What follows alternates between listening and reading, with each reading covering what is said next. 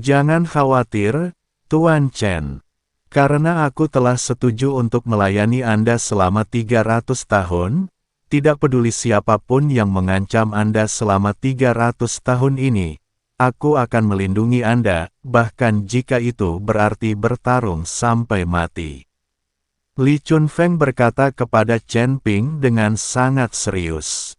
Chen Ping memandang Li Chunfeng dengan rasa terima kasih, lalu mengangguk. Saya juga. Melihat ini, Nan Batian juga berbicara dengan tergesa-gesa. Jangan khawatir, ikuti aku dan nyawamu tidak akan terancam. Jika orang yang mengancamku terlalu kuat, seseorang tentu akan mengurusnya. Di belakangku ada lebih dari kalian berdua. Chen Ping tersenyum sedikit dan berkata, Chen Ping, ayo kita pergi dari sini. Aku selalu merasa ini terlalu menakutkan. Pertama kali Lin Keting melihat hukuman itu, dia ketakutan. Chen Ping mengangguk, lalu semua orang melesat dan meninggalkan tangga tingkat kedua dan kembali ke dunia surga. Lin Chong dan Taois Wuji terkejut melihat Chen Ping dan yang lainnya keluar lagi. Level kedua ini terlalu cepat, dan ada seorang kultivator pedang dengan tatapan abadi mengikuti Chen Ping. Pada saat yang sama, banyak kultivator dari alam surgawi kedua juga muncul. Ningxi dan Su Yuqi juga diteleportasi keluar bersama. Gerbang cahaya di tangga tingkat kedua perlahan menghilang, yang membuktikan bahwa penjaga di tingkat kedua telah pergi. Ningxi menatap Chen Ping dengan tak percaya, terutama saat ada pendekar pedang lain di samping Chen Ping. Kakak senior, ayo pergi ke lantai 3, Ningxi tidak banyak bicara, tetapi membawa Su Yuqi ke lantai 3.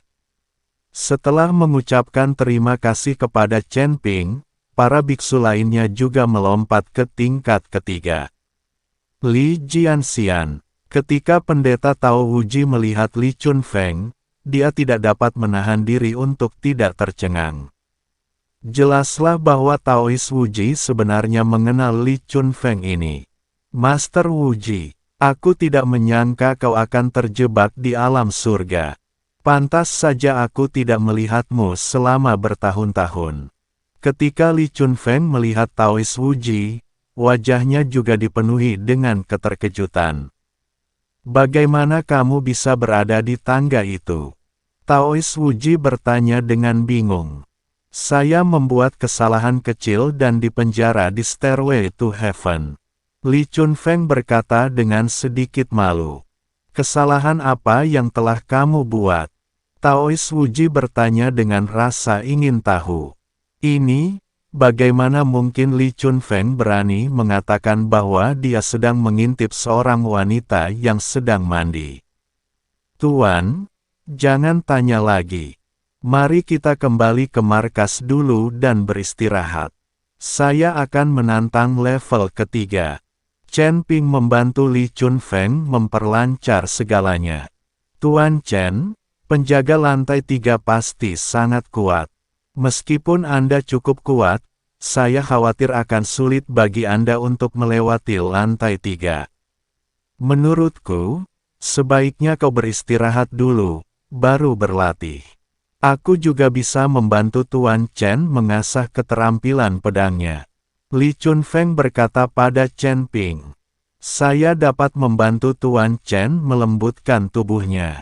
Nan Batian juga berkata, Yah, tangga menuju surga ini hanya bisa bertahan selama 3 bulan, jadi tidak akan bertahan hanya untuk sementara.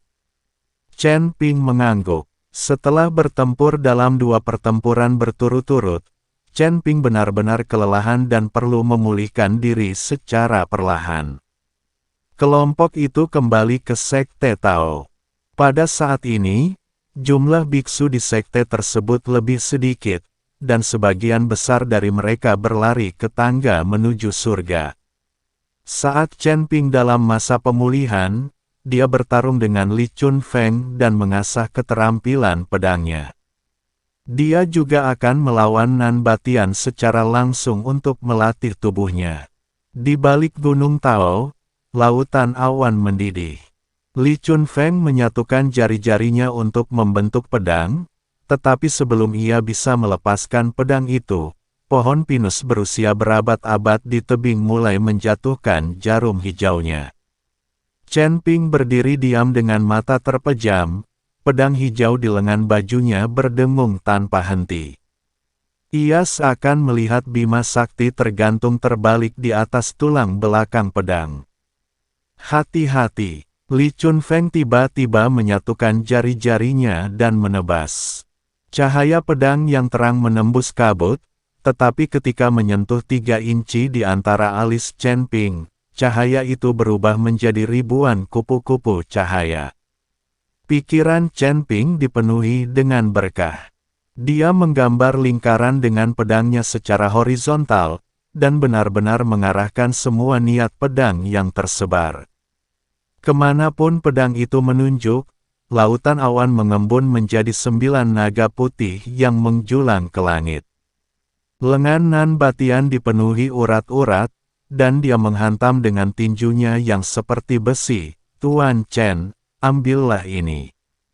Hembusan angin menerbangkan kerikil dan mengenai dada Chen Ping, tetapi dia memanfaatkan momentum itu untuk berputar, dan tubuhnya bersinar dengan cahaya keemasan redup.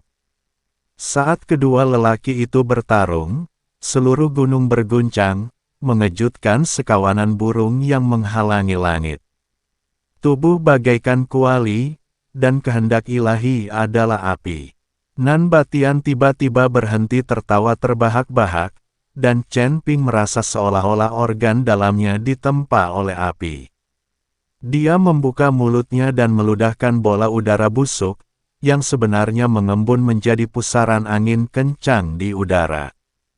Chen Ping mengikuti Li Chunfeng dan Nan Batian berlatih sendirian, yang membuat Lin Chong dan Taois Wuji ketakutan. Karena kegilaan Chen Ping, di bawah pelatihan Li Chunfeng dan Nan Batian, kekuatan Chen Ping telah meningkat pesat. Faktanya, Nan Batian dan Li Chunfeng masih sangat menyukai Chen Ping. Meskipun mereka berjanji untuk melayani Chen Ping selama 300 tahun, baru setelah pelatihan selama periode ini mereka menemukan bakat dan pemahaman Chen Ping yang langka dalam 1000 tahun. Terlebih lagi, Chen Ping tidak seperti saudara generasi kedua yang mereka bayangkan.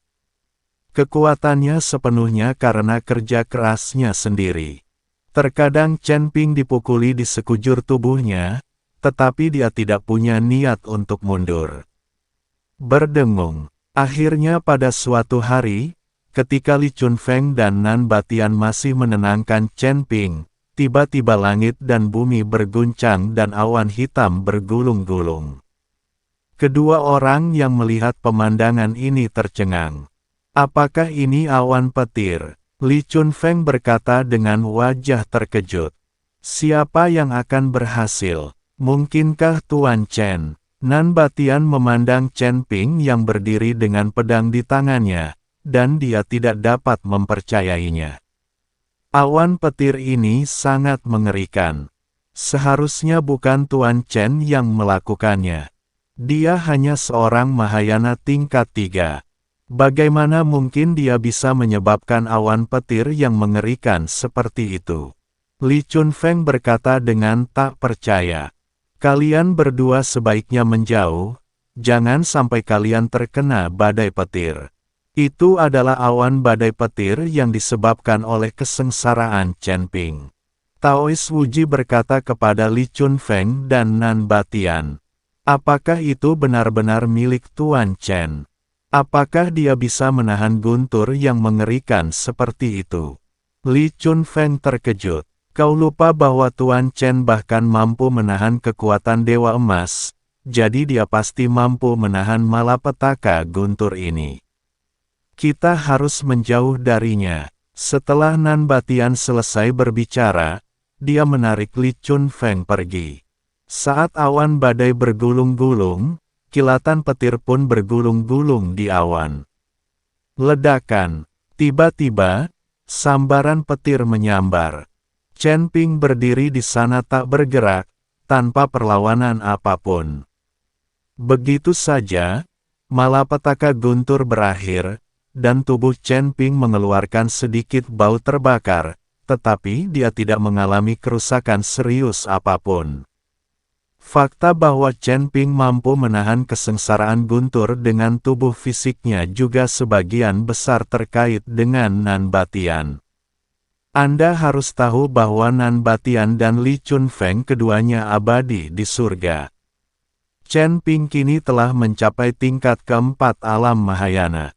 Tidak seorang pun dapat mengatakan kekuatannya yang sebenarnya. Setelah terobosan, Chen Ping tidak bergerak untuk waktu yang lama. Dia hanya melihat matanya sedikit tertutup, seolah-olah dia merasakan sesuatu. Apa yang sedang dilakukan Tuan Chen? Nan Batian bingung. Tuan Chen tampaknya telah menyadari sesuatu selama terobosan ini. Li Chunfeng berkata, "Jangan ganggu dia." Saat semua orang menyaksikan dengan napas tertahan, aura di sekitar Chen Ping menjadi semakin halus, seolah-olah diam-diam selaras dengan irama misterius antara langit dan bumi. Setelah beberapa saat, dia perlahan membuka matanya, sekilas kebijaksanaan yang menunjukkan bahwa dia bisa melihat misteri alam semesta melintas di matanya. Dan dia berkata dengan suara yang dalam, "Saya telah melihat beberapa hukum langit dan bumi, dan misteri di dalamnya jauh di luar imajinasi." Setelah berkata demikian, Chen Ping mengangkat tangannya dan mengeluarkan kepingan giok ketiga dari 4 kepingan giok. Slip giok itu terasa hangat dan sedikit dingin di tangannya, dan rune di atasnya berkedip-kedip pelan seolah-olah bersifat spiritual, seolah-olah menggemakan kekuatan hukum yang baru saja dipahami Chen Ping. Chen Ping menarik napas dalam-dalam dan perlahan-lahan menyelidiki kesadaran spiritualnya ke dalam potongan batu giok itu. Dalam sekejap, batu giok itu memancarkan cahaya yang sangat cemerlang, dan aura yang agung dan kuno menyebar bagaikan gelombang pasang. Pada saat yang sama, situasi di seluruh dunia surga dan manusia berubah secara tiba-tiba. Langit yang awalnya cerah tiba-tiba berubah gelap, awan-awan gelap berkumpul dan bergulung bersama, seolah hendak menelan dunia. Gunung-gunung dan sungai-sungai berguncang, bumi retak, dan retakannya menyebar ke segala arah bagaikan taring binatang buas. Angin kencang bertiup kencang, membawa pasir, batu, dan tumbuhan, menimbulkan suara siulan yang melengking. Burung-burung dan hewan-hewan di hutan menjadi panik dan berlarian ke segala arah, seakan-akan mereka tengah menghindari suatu bencana besar. Apa yang terjadi? Nan Batian membelalakkan matanya karena terkejut. Melihat perubahan yang mengguncang bumi ini, suaranya bergetar tanpa disadari.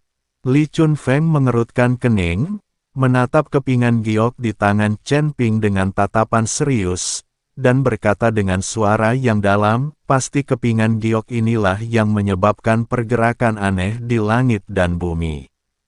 Sepertinya ada rahasia yang tersembunyi di dalamnya." Pendeta Tao Wuji mengusap jenggotnya, sedikit kekhawatiran melintas di matanya, dan bergumam, perubahan dunia yang begitu drastis mungkin merupakan pertanda bahwa formasi besar langit dan bumi akan segera muncul. Chen Ping membuat formasi besar langit dan bumi muncul. Selama formasi besar langit dan bumi muncul, kita akan dapat menemukan cara untuk menghancurkannya. Kemudian kita dapat kembali ke surga dan tidak lagi terjebak di sini. Mendengar Taois Wuji mengatakan ini, Nan Batian dan Li Chunfeng keduanya tampak sangat gembira. Mereka bermimpi untuk kembali ke surga. Pada saat ini, Chen Ping benar-benar tenggelam dalam dunia slip giok. Di ruang spiritual yang luas dan tak terbatas, gambar-gambar kuno dan misterius berkelebat seperti kaleidoskop. Dia melihat kelahiran dan perubahan gunung dan sungai, pergerakan bintang, matahari dan bulan, serta naik turunnya semua makhluk hidup. Dalam gambar-gambar ini, benang-benang tipis saling terjalin, mewakili perwujudan konkret hukum langit dan bumi. Saat ia menjelajahi slip giok itu lebih dalam, Chen Ping merasa seolah-olah kesadarannya telah menyatu dengan seluruh dunia surgawi. Dia dapat dengan jelas merasakan hembusan napas setiap jengkal tanah, aliran setiap hembusan angin, serta suka-duka setiap makhluk hidup. Dan di kedalaman dunia ini, suatu kekuatan dahsyat dan kuno tengah perlahan bangkit. Itulah kekuatan formasi agung langit dan bumi. Hampir sampai, formasi besar langit dan bumi akan segera muncul. Chen Ping bergumam sendiri, dahinya sudah dipenuhi keringat, tetapi dia sama sekali tidak menyadarinya. Dia mengerahkan segenap tenaganya untuk mengaktifkan indera spiritualnya, mencoba menjalin hubungan yang lebih dalam dengan formasi agung langit dan bumi yang akan segera muncul. Hanya dengan cara ini, ketika formasi besar langit dan bumi muncul, akan mungkin untuk menghancurkannya dengan lebih cepat dan lebih mudah. Sekte Api. Di ruang rahasia, Wen Haotian merasakan gerakan yang tidak biasa di dunia surga dan manusia, dan ekspresinya menjadi lebih serius. Saya khawatir formasi besar langit dan bumi akan segera terwujud. Wen Haotian bergumam, leluhur, formasi besar langit dan bumi telah muncul. Aku tidak tahu apakah itu baik atau buruk. Pasti ada seseorang yang mencoba menghancurkan formasi besar langit dan bumi. Seorang lelaki tua berjanggut putih di depan Haotian berkata, orang ini adalah pemimpin sekte Huofen, Wen Nanxing, dan ayah dari Wen Xi dan Wen Qing. Wen Nanxing mengasingkan diri bukan karena dia terluka, dia hanya sedang menyembuhkan Wen Haotian. Ada yang baik dan ada yang buruk. Segala sesuatu di dunia ini memiliki yin dan yang. Namun, jika formasi langit dan bumi yang agung ini hancur, itu mungkin bukan hal yang buruk bagi kita. Setelah Wen Haotian selesai berbicara, dia melihat peti mati perunggu tidak jauh darinya. Leluhur, siapa yang ada di dalam peti perunggu itu? Mengapa Anda menyuntikkan energi spiritual ke dalamnya setiap hari? Nanxing sangat bingung ketika ditanya. Begitu kata-kata ini keluar, raut wajah Wen Haotian langsung berubah muram, dan dia menatap Wen Nanxing dengan dingin. Sudah berapa kali aku katakan kepadamu bahwa ada beberapa hal yang tidak boleh kamu tanyakan, jangan tanyakan tentangnya, dan jangan mengetahui hal-hal yang tidak boleh kamu ketahui. Itu tidak akan ada gunanya bagimu. Merasakan hawa dingin dari Wen Haotian, Wen Nanxing menggigil ketakutan, leluhur, saya salah, saya tidak akan bertanya lagi. Aku penasaran apakah dia akan mampu terbangun pada hari ketika formasi besar langit dan bumi hancur. Wen Haotian menatap peti mati perunggu itu dengan tatapan kosong.